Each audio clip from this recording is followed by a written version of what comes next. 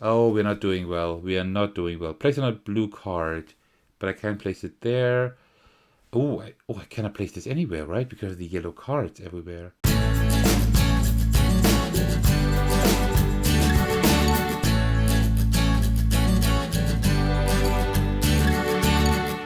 Hey everyone, this is Agas, and today I will bring you my playthrough of Cat Sudoku Summer Festival. This was funded on, I think, Kickstarter. I don't know, I think this year or maybe last year, but I think it was this year. And I was thinking about backing it, but then I didn't at the end. But I actually got a review copy. So huge thanks to Sunrise Tornado Game Studio for providing me with a review copy of the small little game. All right, before we get started, grab yourself a cup of tea and let's do this. All right, there we go. So let me just put that here. So, okay, what is this game about? Well, actually, it's a very simple, like, tile laying or card laying game where you're trying to lay cards in such a way that they're in the column that you score as a player, and also you must pay attention not to put any of the same number or color in the same row or column. That is already it. So I will not do a montage today, unfortunately, but that is just because. So let me put that here. I think that works quite well, but that is just because the setup is really, really easy.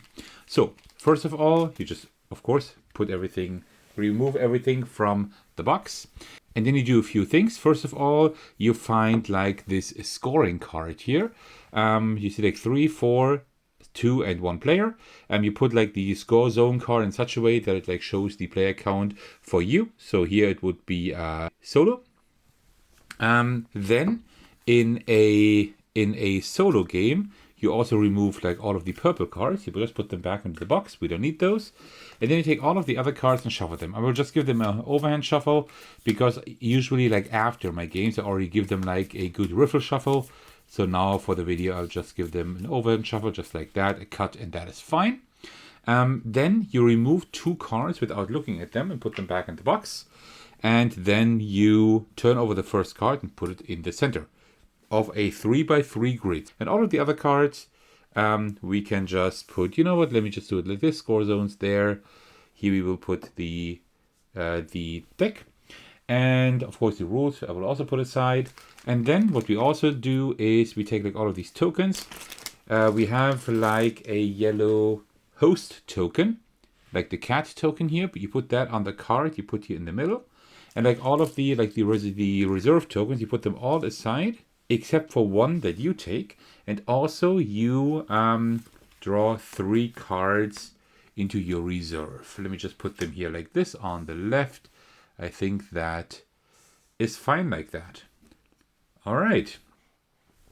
And with that, the game is already set up. The goal of the game is to have like as many cards as possible in your scoring zone. So there are different score zones depending on the player count. So in a solo game, the middle column, where already like the first card is the scoring zone, right? So I want as many cards as possible in the middle. That's it. That is already it. In a 2-player game, you see like left and right column. In a 3-player game, it's like all columns. They're one for each player. And the 4-player game is like very interesting because here you actually have like overlapping cards, right?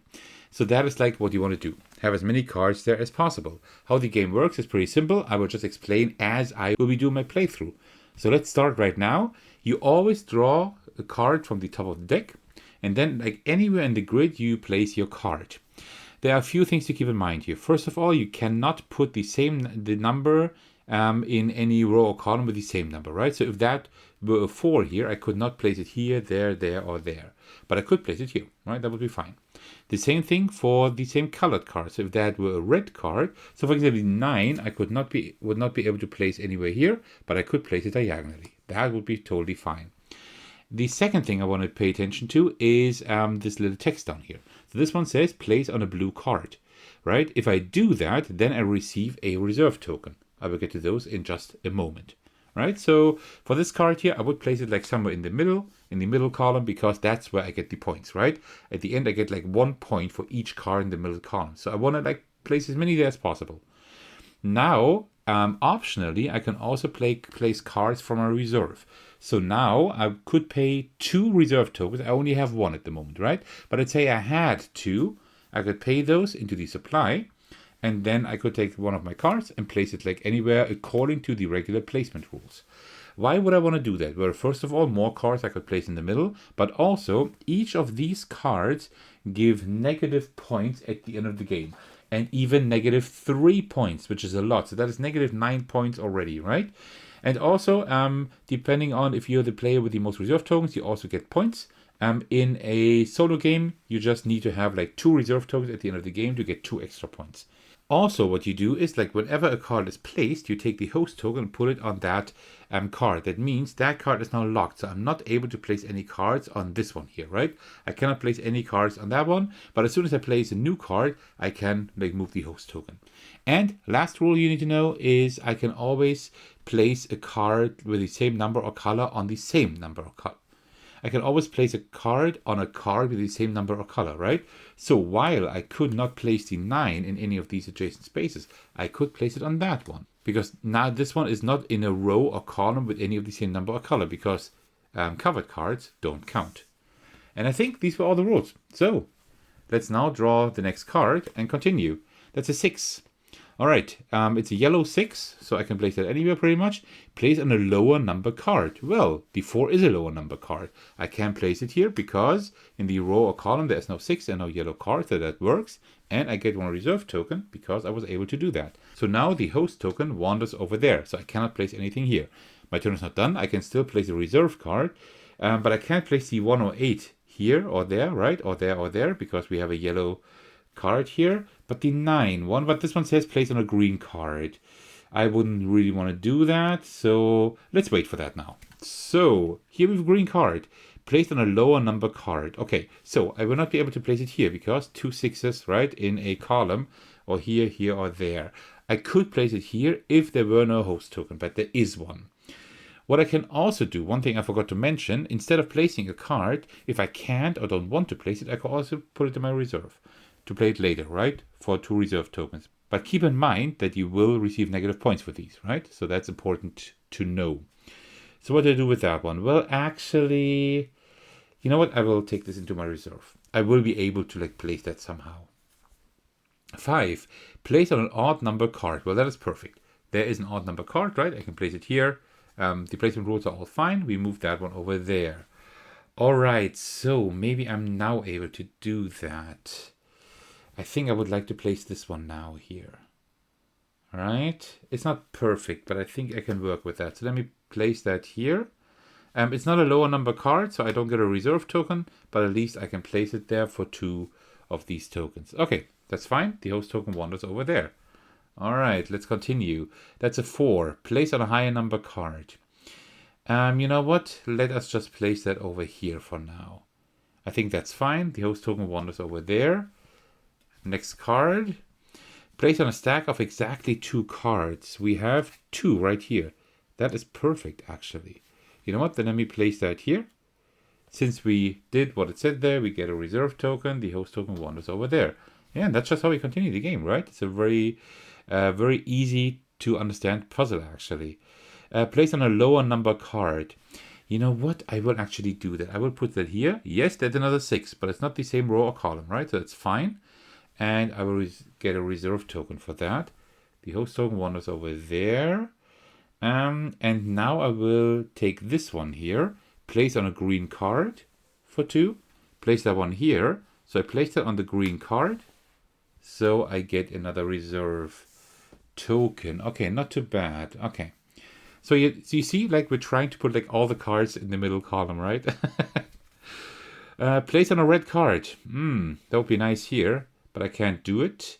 But you know what? Let's just put it down here. So we have our column full here. Okay. Place on a stack of exactly 1 card. Oh, that would be perfect there. But there's another one like that. But I can't place the red card almost anywhere. I can't. Oh, but I can place it here. Let's do it like this. Okay. Place on a green card. That is. Oh no, I can't do it. There are 2 9s here. That is a shame.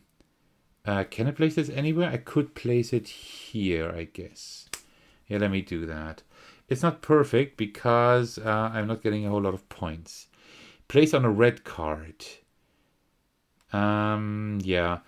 Can I place it in the middle someplace? Oh, the 8 is in that column. So that won't work. Let me just place it here for now. Okay. Oops. Place on an odd number card. 5. Yeah, we can do that. I can place that. I could place it in the middle here, right? But I can't place that one on the red card anymore. But it's still fine. Let me place that one here. So we get a reserve token. But I can't, like these yellow ones. These yellow ones are really getting out of hand. I can't almost nowhere play them nowhere, right? That's an issue. Play into a corner space. Let me try to do that. Let me place it right there. That will give us another reserve token like that. Okay. I need to get rid of these 2 yellow cards, right? I really need to. But then again, let me just continue here. Let me just pay 2 in order to put this one. Oh, no, I can't. Put this one on here. Just so that we get rid of a few cards, right? Because we're nearing the end of the deck.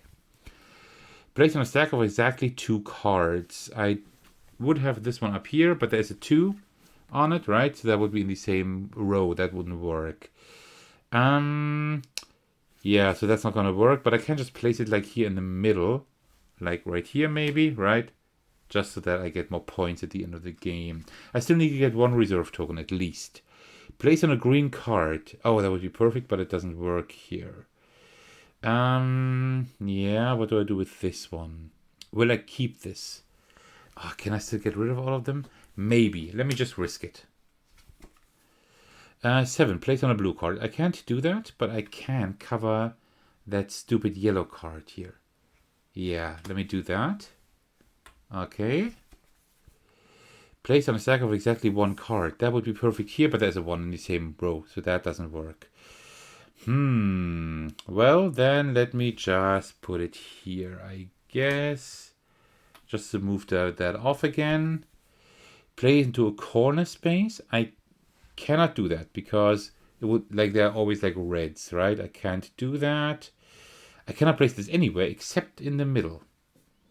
Well, then I will just place it in the middle. Oh, we're not doing well. We are not doing well. Place on a blue card, but I can't place it there.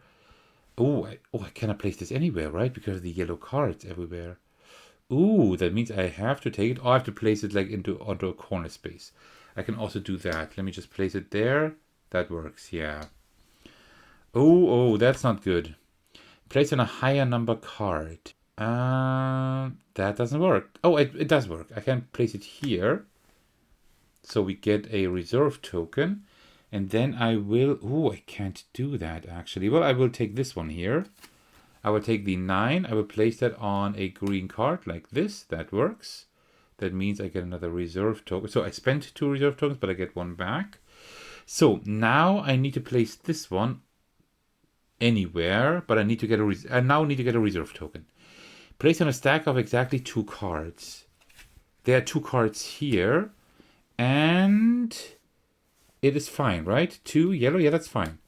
So that means I get another reserve token, and then I will spend these 2 in order to put this one on this one here, which is a red card as well. That worked. And with that, the draw deck is empty, and we are done with our game.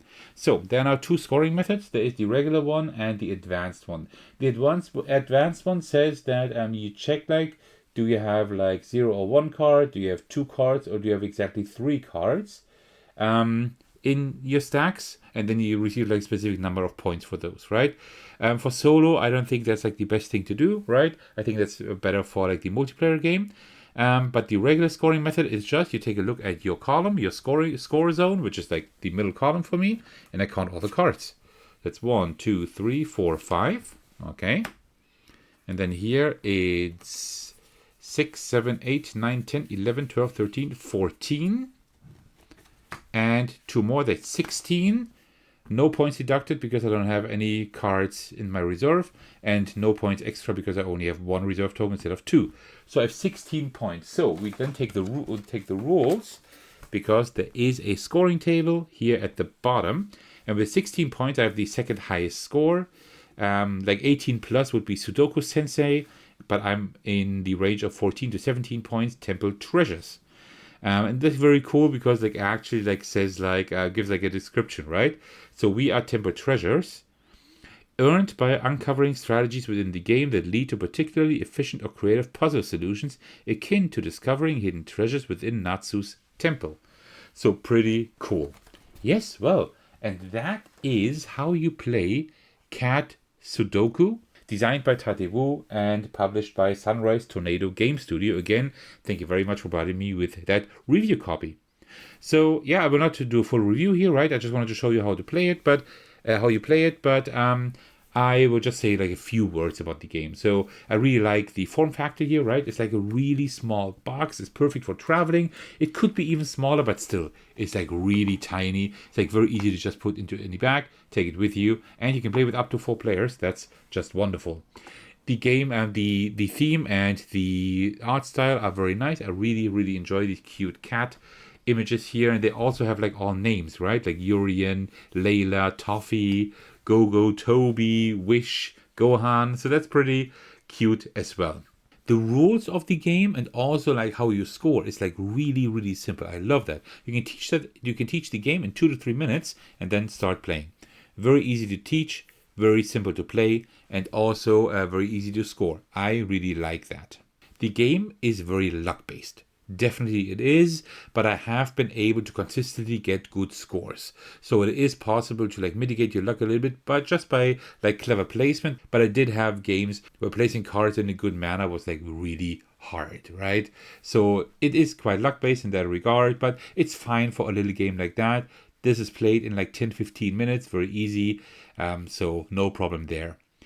Also, what I really like is that not everybody is building like their own tableau, like in many like solitaire puzzly games, so to speak, nowadays. But actually, you have like a common tableau, right? And if you can't place anything in your column, you have to place it into a column of an opponent. And I think that's a really cool touch, because that also like determines like what kinds of cards you can place in your column, but it also grants points to your opponent. So that is very clever. I almost think the sweet spot here is the 2-player game, because both have like one column where they can just dump cards in, right? But you can't always do that probably, right? So that is a very clever concept. I really like that. So yeah, it's nothing spectacular, but it's a very nice, simple puzzle that you can just take with you easily and play with pretty much like anyone. And I think the solo game also works very well. Also, I like the components. The cards are okay. They're fine. They're not bad. They're not exceptionally good, but they're totally fine for this kind of game. There would be enough room here to sleeve them, I think. That is something I might be doing. Let's see, because I do see myself playing this game like off and on, just getting it to the table. Off and on, because like really easy to pull out, very easy to store. So yeah, this will probably like also accompany me on my travels. All right, and with that, I'm finishing up my playthrough and mini review of Cat Sudoku Summer Festival. I hope you enjoyed the video, and thank you so much for sticking to the very end. As usual, I would like to thank you all for your support, especially I want to give a shout out to my generous patrons. The big thanks go to Thagono for supporting me at the highest tier. Thank you so much for that. I truly appreciate that. You can also support me by watching, liking, and commenting on my videos, subscribing to my channel, supporting me on Patreon, and joining my Discord server to hang out with me and my really cool community. I'm really glad to have you here. Alright, thank you so much for watching. I will see you in the very next video. Take care, everyone. Stay safe, and cheers.